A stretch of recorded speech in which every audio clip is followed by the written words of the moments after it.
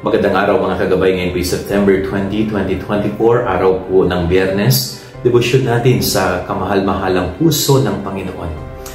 At maririnig po natin sa Gospel kasama ng Panginoon yung mga kababaihan na kanyang pinagaling nung ito ay nangangaral at nagpapagaling ng mga may sakit at inaalihan ng demonyo. So kasama po niya yung mga kababaihan na ito.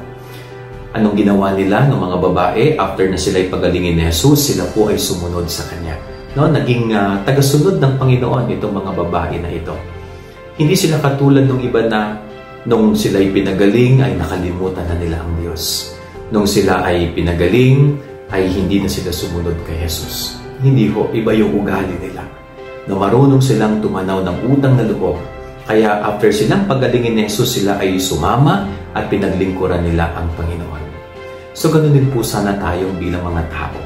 Pag natanggap natin ang panalangin nga hinihingi natin sa Diyos, pag pinagkaloob ng Diyos yung ating pinagdarasal, sana ho huwag tayong makakalimot. Huwag tayong makalimot sa Diyos sa Kanyang kabutihan. Kundi pagkatanggap ng mga biyaya natin pinagdarasal, mas lalo tayong mapalapit sa Kanya. At mas lalo natin siyang sundin at hanapin. Yan ang ating gabay araw ngayong maghapon. God bless po sa inyo lahat. Pagpalain kayo ng Panginoon.